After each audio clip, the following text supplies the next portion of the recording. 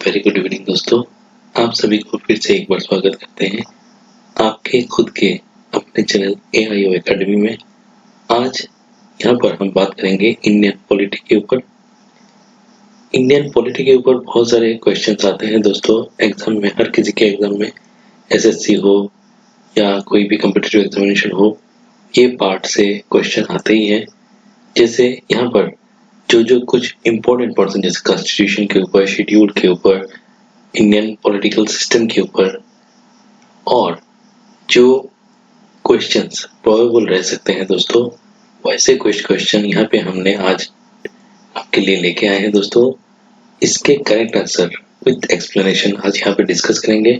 तो जल्दी से जल्दी दोस्तों आप चैनल को सब्सक्राइब करके रख ले अगर आपने अभी तक सब्सक्राइब नहीं किया है तो, ताकि आगे से जो भी वीडियो आएंगे दोस्तों, क्योंकि ये अभी प्रोसेस स्टार्ट हो चुका है दोस्तों और यहाँ पर कंटिन्यू एक के बाद एक वीडियो आते रहेंगे दोस्तों और सभी वीडियोस में इंफॉर्मेटिव इंफॉर्मेशन हम अपने तरफ से प्रोवाइड करते रहेंगे आपके लिए। तो देरी ना करते हुए दोस्तों आप चैनल को सब्सक्राइब करके और बेल आइकन को हिट करके रख दीजिए। बाकी जब भी वीडियो आएंगे दोस्तों उसके नोटिफिकेशन आपको सबको मिल जाएगा और उसके साथ आप आगे की तैयारी कर सकते हैं। अपने कोई भी कॉम्पिटिटिव एग्जामिनेशन की तैयारी कर रहे हो दोस्तों तो यहाँ से आपको जरूर फायदा मिलेगा दोस्तों। पहला जो क्वेश्चन रहेगा यहाँ पर तो वो है, what is the election called in a political parliamentary assembly constituency to fill the vacant seat arising during the tenure of the government. यहाँ पे ये बोल रहे हैं कि गवर्नमेंट फॉर्मेशन हो गया है। गवर्नमेंट फॉर्मेशन के बाद जब गवर्नमेंट का कामकाज चल रहा है तो उस टाइम पे अगर बाई चांस कहीं कोई पार्लियामेंट्री असेंबली कॉन्स्टिट्यूएंसी में इलेक्शन होता है तो उसको क्या बोलते हैं? Option by election, council election, micro election, try election. तो इस केस में जो आंसर होगा दोस्तों वो है बाई इलेक्शन। तो बाई इलेक्शन या बाईपोल बोलते हैं।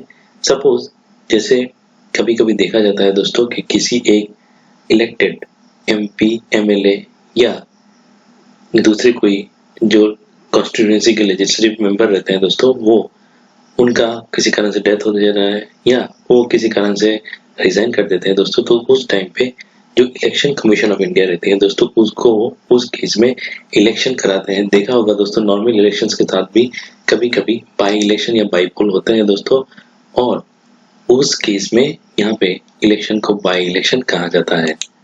Next, which organ of the government consists of elected representative of people? कौन से गवर्नमेंट के कौन से एरिया में, ऑर्गन में जो इलेक्टेड रिप्रेजेंटेटिव रहते हैं? ऑप्शन है मीडिया। मीडिया में तो नहीं रहते हैं दोस्तों क्योंकि वहां से कोई भी आके अभी मीडिया का पर्सन बन जाता है। जुडिशियरी और लेजिस्लेचर। यहाँ पे आंसर सभी को पता होगा दोस्तों क्योंकि यहाँ पे जो जुडिशियरी रहते हैं वहां पर भी कोई इलेक्टेड रिप्रेजेंटेटिव नहीं रहते हैं, सिर्फ लेजिस्लेचर में ही यहाँ पे दो ऑप्शन सी होगा दोस्तों, जहां पर राज्यसभा लोकसभा रहता है या MP MLA रहते हैं दोस्तों, वहीं पे ये इलेक्टेड रिप्रेजेंटेटिव रहते हैं। How many members are nominated by the president to Rajya Sabha? जैसे आपको पता होगा जो राज्यसभा मेंबर है वहां पर कुछ ऐसे MP रहते हैं दोस्तों जो जाने माने लोग रहते हैं दोस्तों, इधर स्पोर्ट्स से हो, पॉलिटिशियन हो, बिजनेसमैन हो या और कई फील्ड से वो लोग को रिप्रेजेंट किया जा करते हैं दोस्तों और उनको प्रेसिडेंट नॉमिनेट करते हैं और इनका इलेक्टेड रिप्रेजेंटेशन नहीं रहता है, उनको नॉमिनेट किया जाता है प्रेसिडेंट की तरफ से राज्यसभा में। तो टोटल नंबर ऑफ ऐसे जो मेंबर रहते हैं दोस्तों वो है 12, बी ऑप्शन। नेक्स्ट जो क्वेश्चन रहेगा दोस्तों वो भी बहुत इंपॉर्टेंट है। How many times a person can be elected as the president of India? एक आदमी सपोज प्रेसिडेंट 5 इयर्स के लिए बन जाते हैं, उसके बाद वो कितना टाइम के लिए फिर से अगर चाहे तो यहाँ पर प्रेसिडेंट बन सकते हैं? ऑप्शन है 1 time, option B 2 time, option C 3 time, option D 9 बार। तो यहाँ पे प्रेसिडेंट ऑफ इंडिया जो है दोस्तों वो कई बार के लिए चुने जा सकते हैं, यहाँ पे कोई बार नहीं रहता है। तो आंसर जो है ऑप्शन डी है 9 बार, क्योंकि यहाँ पे कोई भी एक प्रेसिडेंट 4 बार, 5 बार, 6 बार, 10 बार 15 बार के लिए यहाँ पे प्रेसिडेंट के पोस्ट पे रह सकते हैं। ऐसा कोई नहीं है कि एक बार प्रेसिडेंट बन गए तो नेक्स्ट टाइम नहीं मिलेगा, तो ऐसा नहीं है दोस्तों। कोई 9 बार रहता है यहाँ पे, तो प्रेसिडेंट चाहे तो हमेशा इंडिया में प्रेसिडेंट ऑफ इंडिया जो रहते हैं दोस्तों, वो कितने बार भी हो यहाँ पे प्रेसिडेंट के हिसाब से रह सकते हैं। नेक्स्ट क्वेश्चन, ये बहुत ही इंपॉर्टेंट क्वेश्चन है दोस्तों। यहाँ पे इस तरह का क्वेश्चन जरूर एग्जाम में रहेगा, और एक क्वेश्चन यहाँ तरह का जरूर आता है, जैसे महाराष्ट्र जो स्टेट है दोस्तों, वहां पर कितने लोकसभा की सीट है। जैसे यहाँ पे आसाम में 14 लोकसभा सीट है, वही यहाँ पर जैसे महाराष्ट्र है तो महाराष्ट्र में कितने लोकसभा सीट रहते हैं, तो महाराष्ट्र में 48, total number of Lok Sabha seat 48, यानी बहुत ज्यादा एक मेजर क्वेश्चन जो रहता है दोस्तों लोकसभा का, तो वहाँ पर महाराष्ट्र है। जितना बड़ा स्टेट होता है दोस्तों, वहाँ का रिप्रेजेंटेशन भी बड़ा होता है, तो महाराष्ट्र से 48 MP लोकसभा में चुने जाते हैं। Next, who is the chairman of national integration council. National integration council ये बनाया गया था दोस्तों, जो इसके चेयरमैन रहते हैं दोस्तों वो प्राइम मिनिस्टर ऑफ इंडिया रहते हैं, और ये 1961 में the national integration council is a group of senior politicians, public figures in India that looks for the way to address the problem of communication, casteism and religiosism. Council members include cabinet minister, entrepreneurs, celebrities, media heads, chief ministers and opposition leader. तो ये जवाहरलाल नेहरू ने 1961 में ये process start किया था दोस्तों, और ये नेशनल इंटीग्रेशन काउंसिल जो है जहाँ पर सभी वर्ग के लोगों को यहाँ पे रखा जाता है दोस्तों, जो कि यहाँ पे एड्रेस करते हैं जो प्रॉब्लम एराइज होता है, जैसे सपोज कम्युनिज्म, कास्टिज्म, रिलीजन, इस तरह का जो प्रॉब्लम रहता है दोस्तों, उसको एड्रेस करने के लिए समाज के हर वर्ग से यहाँ पे रिप्रेजेंटेशन लिया जाता है दोस्तों। जैसे मीडिया हेड्स भी हो, सेलिब्रिटीज हो, इनको भी यहाँ पे लिया जाता है जो इंटीग्रेशन का काम करते हैं। और ये इंटीग्रेशन काउंसिल इसीलिए बनाया गया था दोस्तों 1961 में, ताकि इस तरह का कोई भी प्रॉब्लम है तो उसको सॉल्व किया जाए। तो इसका जो चेयरमैन रहता है वो हमेशा से जो प्राइम मिनिस्टर रहते हैं इंडिया के, उनको ही यहाँ इसका चेयरमैन रहता है। Next, who decide the allotment of symbol to political parties of India. India में जो पॉलिटिकल पार्टीज को पॉलिटिकल सिंबल दिया जाता है वो कौन डिसाइड करते हैं। पहला, election commission of political party, political party governing committees, political party leader या इलेक्शन कमीशन। तो ये आंसर है दोस्तों इलेक्शन कमीशन। इलेक्शन कमीशन ही डिसाइड करते हैं कौन पॉलिटिकल पार्टी को क्या सिंबल देना चाहिए या कौन से पॉलिटिकल पार्टी का क्या सिंबल होना चाहिए।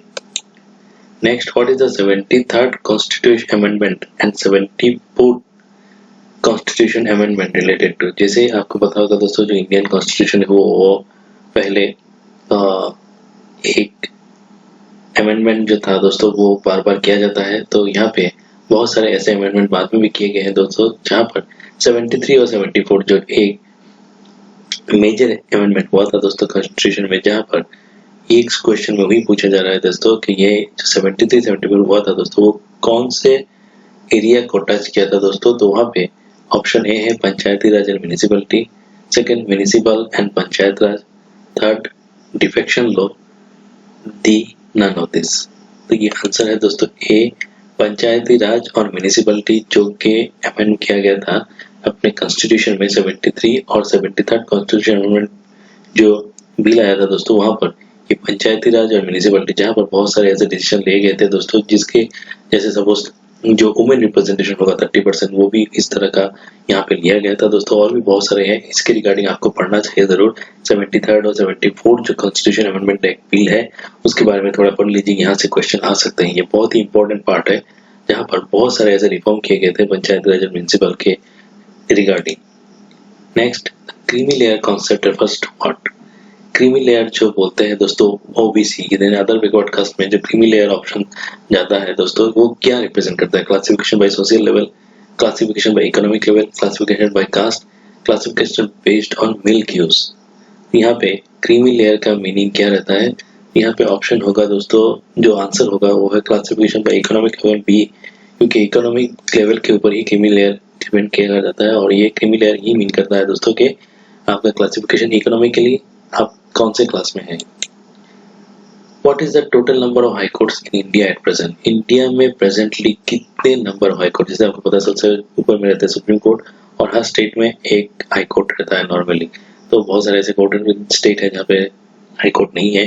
तो इंडिया में प्रेजेंटली कितने हाई कोर्ट फंक्शनल है? तो ये भी एक बहुत इंपॉर्टेंट क्वेश्चन है इंडियन पॉलिटिक्स के ऊपर। यहाँ पे 25 आंसर है, 25 number of high courts presently there in India. Who was the father of India's Renaissance movement? ये आई थिंक सबको ही पता होगा, फिर भी ऑप्शन में बोल देता हूँ। बाल गंगाधर तिलक, दयानंद सरस्वती, श्रद्धानंद, राजा राममोहन रॉय। राजा राममोहन रॉय थे जो इनको इंडिया का रेनेसांस मूवमेंट का फादर कहा जाता है। यहाँ पे 12 नंबर क्वेश्चन जो है, participates in presidential election. President का जो इलेक्शन होता है इंडिया में, वहां पर कौन कौन लोग पार्टिसिपेट करते हैं? Option A members of both the houses of parliament, that is Rajya Sabha and Lok Sabha, member of Lok Sabha, C member of Rajya Sabha, या D elected members of both houses of parliament, that is Lok Sabha Rajya Sabha, and the legislative assemblies of the states and union territories. तो यहाँ पर options A B C D में D option आएगा, क्योंकि both the houses जो member रहते हैं और लेजिस्लेटिव असेंबलीज जो स्टेट और यूनियन टेरिटरीज है उनके भी जो रिप्रेजेंटेटिव रहते हैं उनका भी यहाँ पर वोटिंग राइट्स रहता है, और वही डिसाइड करते हैं कि प्रेसिडेंशियल इलेक्शन में कौन प्रेसिडेंट बनेंगे। 13 ऑप्शन जो रहता है, the vacancy of the office of the president must be filled with in. जब प्रेसिडेंट का कार्यकाल यानी प्रधानमंत्री राष्ट्रपति का जब कार्यकाल खत्म हो जाता है दोस्तों, तो कितना दिनों में नए राष्ट्रपति का चुनाव करना जा पड़ता है? तो ये आंसर है ए 3 मंथ्स, बी 1 मंथ, सी 12 मंथ्स, डी 6 मंथ। तो आंसर है 6 मंथ के अंदर में यहाँ पे आपको फिर से प्रेसिडेंशियल इलेक्शन करा के यहाँ पर प्रेसिडेंट का नियुक्ति कराना पड़ता है। 14 who appoint the chief justice of supreme court. Supreme court के जो चीफ जस्टिस है उनको कौन अपॉइंट करता है? President, prime minister, C member of Lok Sabha, D governor of India.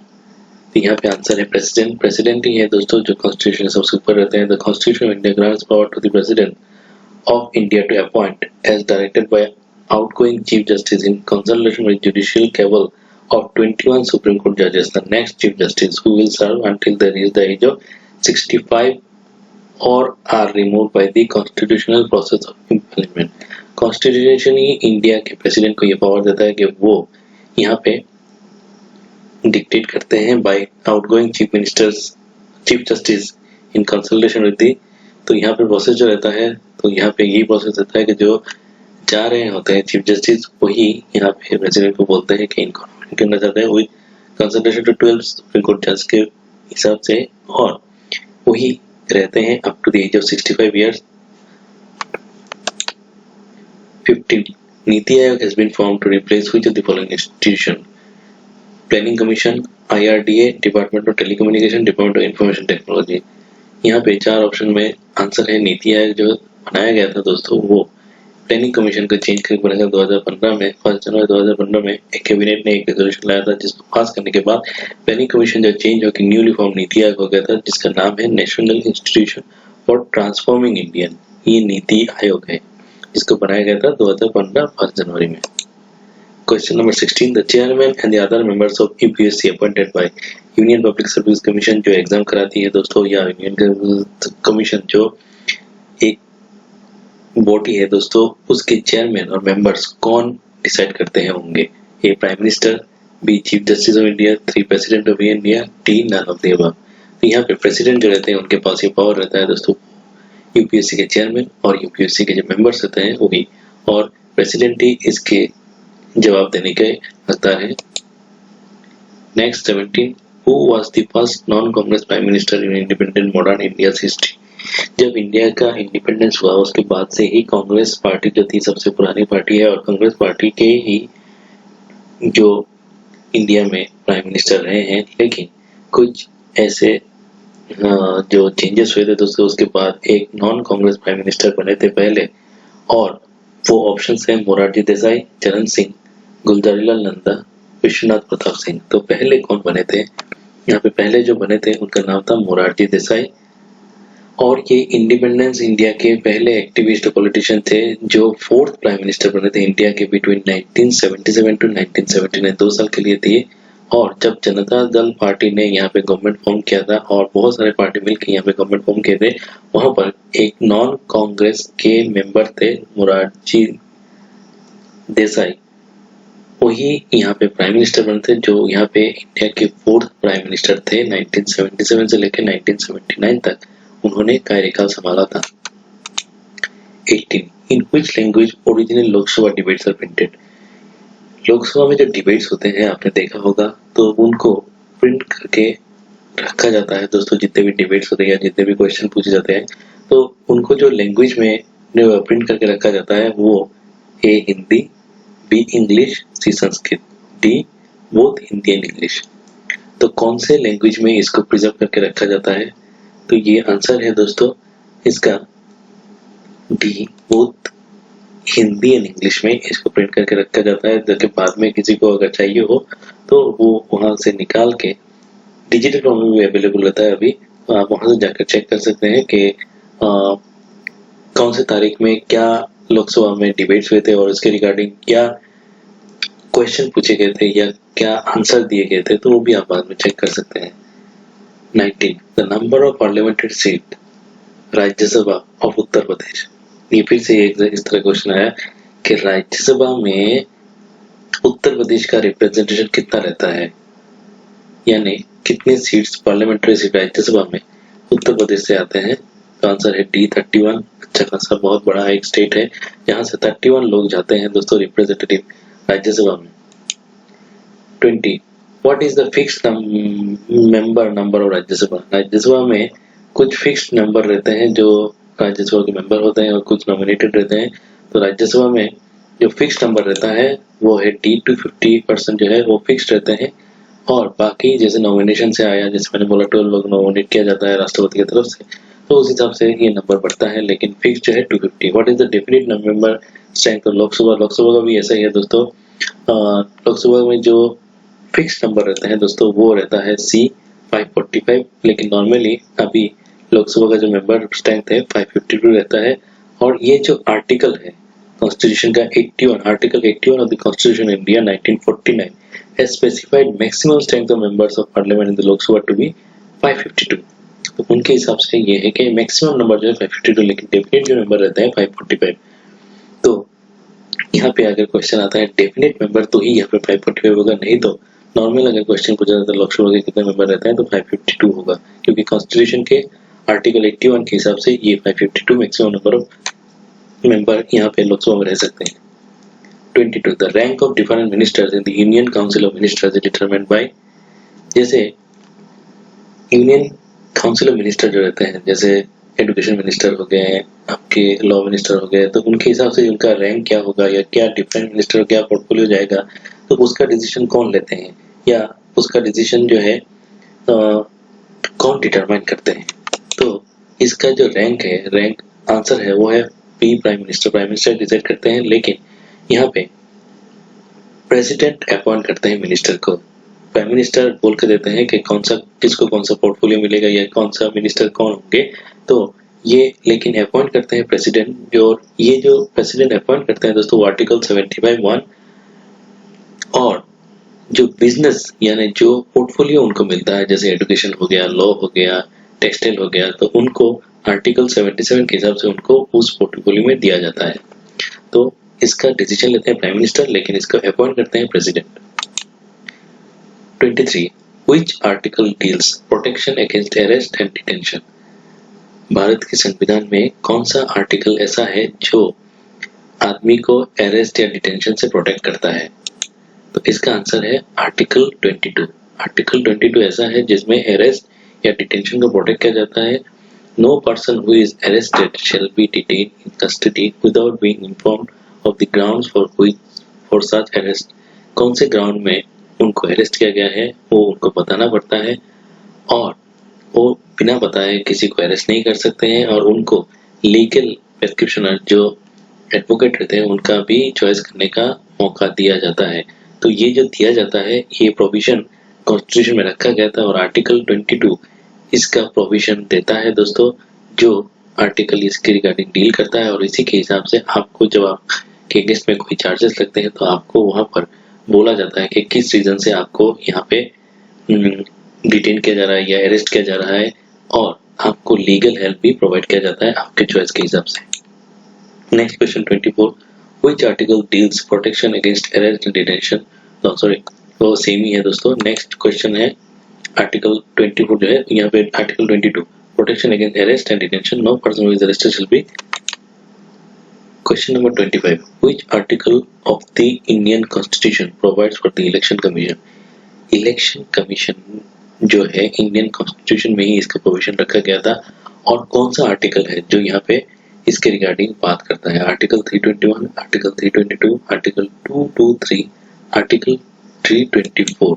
ये आंसर है आर्टिकल 324 कॉन्स्टिट्यूशन ऑफ इंडिया 1920 के हिसाब से इलेक्शन कमीशन का प्रोविजन वहां पे रखा गया था। क्या इलेक्शन कमीशन का फॉर्मेशन कैसा होगा, कौन इलेक्शन कमिश्नर बनेंगे और क्या उनकी क्वालिटीज होंगी, इसके रिगार्डिंग पूरा आर्टिकल 327 कॉन्स्टिट्यूशन इंडिया में वहां पे प्रोविजन है। तो ये आप ध्यान से नोट करके रख दीजिए, आपको एग्जाम के लिए ये बहुत ही इंपॉर्टेंट है।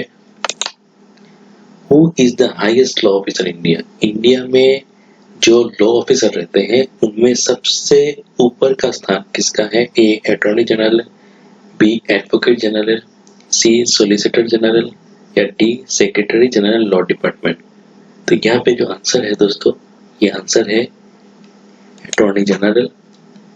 Attorney general is the chief legal adviser of the government of India and its chief advocate in the courts. Government की तरफ से जो सबसे बड़ा लॉ ऑफिसर है वो अटॉर्नी जनरल रहते हैं, और गवर्नमेंट जब कोई कोर्ट में केस चल रहा है गवर्नमेंट के अगेंस्ट में, तो वहाँ पे जो डिसीजन लिए जाते हैं, जो गवर्नमेंट की तरफ से रिप्रेजेंटेशन वो अटॉर्नी जनरल करते हैं। They are appointed by the president of India. President of India इनको अपॉइंट करते हैं, और union cabinet under article 76(1) of the Constitution hold office during the pleasure of the President. There must be a person qualified to be appointed as a judge of the Supreme Court. Hence, they must have been given a judge of a High Court for 5 years, or an advocate of a High Court for the 10 years, or an eminent jurist in the opinion of the President. President इसको appoint करते हैं, और उनके हिसाब से जो qualities है उनके यहाँ 5 years उनको जज के हिसाब से रहना पड़ता है, या किसी भी कोर्ट में 10 साल का उनको एडवोकेट रहना पड़ता है, या कोई एमिनेंट जूरिस्ट भी हो सकते हैं जो प्रेसिडेंट के हिसाब से उनको लगता है कि ये अटॉर्नी जनरल बन सकते हैं, तो वो अटॉर्नी जनरल बनाते हैं। लेकिन इंडिया के सबसे हाईएस्ट लॉ ऑफिसर जो है वो अटॉर्नी जनरल रहते हैं, और गवर्नमेंट को कोई भी केस के जो सवाल जवाब करना होता है या डिसीजन लेना होता है अटॉर्नी जनरल ही लेते हैं। The national anthem was first sung in the year. India का जो नेशनल एंथम रहता है दोस्तों, जन गण मन अधिनायक जय है, वो पहले कब और कहाँ पे गाया गया था? ये 1911 में national anthem was first sung on 27 December 1911 में at the Calcutta session of the Indian National Congress. Indian National Congress के कलकत्ता सेशन में 27 दिसंबर 1911 में ये बजाया गया था। Next, the national anthem was first sung in the year. National anthem जो रहता है वो कब यहाँ पे बजाया गया था? 1911 में। तो नेक्स्ट क्वेश्चन रहता है, which constitution amendment act provided reservation in admission in private unaided educational institution for the student belonging to scheduled caste, tribes and other backward classes? जैसे मैंने बोला, कॉन्स्टिट्यूशन का बहुत टाइम में अमेंडमेंट किया गया है, और उस अमेंडमेंट में ही बहुत सारे ऐसे चीजें लाया गया है। तो इसमें एक है कि प्राइवेट अनएडेड एजुकेशनल इंस्टीट्यूशन से student belonging to scheduled caste, scheduled tribe को वहां पे चांस दिया जाना चाहिए। तो कॉन्स्टिट्यूशन का कौन सा अमेंडमेंट इसको ये क्या था दोस्तों? ये बी था, 93rd कॉन्स्टिट्यूशन अमेंडमेंट एक्ट 2005 में इसका प्रोविजन रखा गया था, जहां पर प्राइवेट अनएडेड एजुकेशनल इंस्टीट्यूशन में शेड्यूल्ड कास्ट और scheduled tribe other backward class के एडमिशन कराया जाए और एडमिशन का प्रोविजन रहे। तो यहाँ पे जो 93rd कॉन्स्टिट्यूशन अमेंडमेंट एक्ट था, वहां पर ही पहले ये गवर्नमेंट इंस्टीट्यूशन में ये इसका लागू था, लेकिन बाद में रिजर्वेशन सिस्टम जो था वो प्राइवेट अनएडेड एजुकेशन इंस्टीट्यूशन में भी लाया गया था 2005 में कॉन्स्टिट्यूशन को अमेंड करने के बाद। How many articles are there originally in constitution India? जो जैसे मैंने बोला दोस्तों, पहले जो कॉन्स्टिट्यूशन था वहां पे कुछ फिक्स्ड आर्टिकल्स रखे गए थे, लेकिन उसके बाद धीरे धीरे करके अमेंड हुआ। जैसे जैसे अमेंडमेंट होता गया कॉन्स्टिट्यूशन का जो आर्टिकल्स है वो बढ़ते गए, तो लेकिन पहले जो आर्टिकल था वो था 395 आर्टिकल के साथ ही कॉन्स्टिट्यूशन बनाया गया था 1950 में। उसके बाद अमेंड होते गए हैं दोस्तों, और प्रेजेंटली यहाँ इंडिया की बात करें दोस्तों तो इंडिया में जो कॉन्स्टिट्यूशन है वहाँ पे कितने आर्टिकल्स हैं, तो वहाँ पे 448 आर्टिकल्स हैं, यानी 395 से स्टार्ट होकर अभी 448 आर्टिकल्स हैं और अमेंड होते गए हैं दोस्तों, और फ्यूचर में भी अमेंड होते जाएंगे तो ये बढ़ता रहेगा। Next, which article of the Constitution empowers the Parliament to form a new state by altering the boundaries of the existing state? Altering the boundaries of existing state. तो आर्टिकल कौन सा है जो इंडियन कॉन्स्टिट्यूशन का जिसमें provision रहता है कि न्यू स्टेट फॉर्मेशन का, तो ये है आंसर सी, आर्टिकल 3 जो है, ये अमेंडमेंट जो हुआ था आर्टिकल 3, वहां पे ये बोला गया था कि ये कॉन्स्टिट्यूशन एम्पावर करता है कि न्यू स्टेट बनाने का, और उसके बेसिस पे ही बहुत सारे ऐसे नए स्टेट बने थे। जैसे एक है Nagaland. Nagaland was created as a separate state in the year, कौन सी ईयर में नागालैंड सेपरेट स्टेट बना था? पहले ये असम का एक हिल एरिया था, लेकिन बाद में इसको अलग करके सेपरेट स्टेट बनाया गया, वही आर्टिकल 3 के अमेंडमेंट के बाद। तो the state of Nagaland was formally inaugurated on December 1, 1963 दिसंबर 1 में इसका स्टेट के हिसाब से ये नागालैंड बना, और ये जो स्टेट बना था उस टाइम पे ये 16 स्टेट था ऑफ इंडियन यूनियन का। इन जुलाई 1960, following discussion between Prime Minister Nehru and the leaders of the Naga People Convention (NPC), a 16-point agreement was arrived at whereby the Government of India recognized the formation of Nagaland as a full-fledged state within the Union of India. Indian union के अंदर में 16 state के हिसाब से दिसंबर 1, 1963 को Nagaland state का formation हुआ, लेकिन इसमें नेहरू ने 1960 में कुछ डिस्कशन किए थे जो नागा पीपल कन्वेंशन हुआ था वहां पे उनके साथ, और बाद में 1963 में इसका स्टेट का फॉर्मेशन हुआ। Next 34, Punjab was divided into Punjab and Haryana. Punjab पहले एक फुल फ्लेजेड स्टेट था, उसके बाद ये पार्ट होकर 2 पार्ट हो गया, पंजाब और हरियाणा। ये कौन से ईयर में इसका पार्टीशन हुआ था जब हरियाणा और पंजाब 2 पार्ट हुआ था? वो आंसर है 1966। यहाँ पे 1966 ईयर में पंजाब डिवाइड होकर पंजाब और हरियाणा हुआ था। Same 35 question, Chhattisgarh came into existence. Chhattisgarh भी ऐसे ही बना था, और छत्तीसगढ़ जब बना दोस्तों तो 1 नवंबर 2000 में इसका फॉर्मेशन हुआ छत्तीसगढ़ स्टेट का। 36, how many schedules are there in constitution India? Indian constitution में कितने शेड्यूल रहते हैं? तो इंडियन कॉन्स्टिट्यूशन में 12 शेड्यूल रहते हैं। जो क्वेश्चन ये आपका एग्जाम में जरूर आ सकता है, ये बहुत ही इंपॉर्टेंट क्वेश्चन है, और बहुत सारे ऐसे प्रीवियस क्वेश्चन में आए थे दोस्तों ईयर के। तो यहाँ पे इसको आप नोट डाउन कर लीजिए कि कॉन्स्टिट्यूशन ऑफ इंडिया में कितने शेड्यूल रहते हैं। जैसे आर्टिकल के बारे में पहले मैंने बोला था, तो यहाँ पे शेड्यूल के बारे में बोल रहे हैं तो 12 शेड्यूल रहता है इंडियन कॉन्स्टिट्यूशन में। In which agreement act Sindhi language was included as 15th regional language in the 8th schedule? तो यहाँ पे जो लैंग्वेज को लेकर बात करते हैं, तो यहाँ पे जैसे शेड्यूल बोला 12 शेड्यूल है पहले क्वेश्चन में, तो यहाँ पे 8 जो शेड्यूल है वहां पर लैंग्वेज, रीजनल लैंग्वेज को लेकर बात करते हैं, और 15th रीजनल लैंग्वेज के हिसाब से सिंधी लैंग्वेज को इंक्लूड किया गया था। तो ये कौन से अमेंडमेंट में किया गया था? तो इसका आंसर है 21st कॉन्स्टिट्यूशन अमेंडमेंट एक्ट 1967 के हिसाब से सिंधी लैंग्वेज को इंडिया का 15th रीजनल लैंग्वेज के हिसाब से 8 शेड्यूल में इंक्लूड किया गया था। नेक्स्ट क्वेश्चन है, in which constitutional amendment act seats of Lok Sabha were increased from 525 to 545? जो डेफिनेट मेंबर रहते हैं 525 से बढ़ के 545 कराया गया था, वो कॉन्स्टिट्यूशन में के कौन से अमेंडमेंट एक्ट में ये लगाया गया था? तो इसका आंसर है 31st कॉन्स्टिट्यूशन अमेंडमेंट एक्ट 1973 के हिसाब से लोकसभा का सीट 525 से बढ़ के डेफिनेट मेंबर रहते हैं उनका 545 कर दिया गया था। 39 क्वेश्चन है, in which constitution amendment act Sikkim was made full fledge state of the union of India? जैसे नागालैंड का फॉर्मेशन हुआ, छत्तीसगढ़ का फॉर्मेशन हुआ, उसी हिसाब से सिक्किम को भी यहाँ पे फुल फ्लेज स्टेट बनाया गया था कॉन्स्टिट्यूशन को अमेंड करके, और इसका आंसर है डी 75 में। 36 कॉन्स्टिट्यूशन अमेंडमेंट एक्ट 1975 के हिसाब से सिक्किम का फॉर्मेशन हुआ एक स्टेट के हिसाब से। नेक्स्ट 40 क्वेश्चन में, in which constitution amendment act Goa was made a full fledge state with state assembly? Goa भी पहले ऐसा था, एक स्टेट नहीं था, उसका पार्ट था, लेकिन बाद में गोवा को कॉन्स्टिट्यूशन को अमेंड करने के बाद गोवा को भी इस तरह का एक फुल फ्लेजेड स्टेट के हिसाब से विद असेंबली बनाया गया था दोस्तों। तो वहां पे आंसर है सी, 56 कॉन्स्टिट्यूशन अमेंडमेंट एक्ट 1987 के हिसाब से गोवा का फॉर्मेशन हुआ था और गोवा एक स्टेट बना था। नेक्स्ट, आर्टिकल 44 के बारे में बहुत लोगों ने आपने सुना होगा दोस्तों, ये बहुत ही इंपॉर्टेंट है। ये कौन से पार्ट के लेकर रिलेट करता है? A, uniform civil code for citizens, B, provisions of early childhood care and education to children below the age of 6 years, ना के C, duty of the state to raise the level of nutrition, D, organisation of agriculture and animal husbandry. तो article 44 जो है दोस्तों वो uniform civil code को लेके deal करता है सिटीजन का, और ये बहुत ही इंपॉर्टेंट एक आर्टिकल है। अगर टाइम मिले जरूर इसके बारे में पढ़िए, हो सकता है वहां से भी कुछ क्वेश्चन आपको एग्जाम में मिल जाए। नेक्स्ट जो क्वेश्चन है दोस्तों वो है, which article is related to equal justice and free legal add.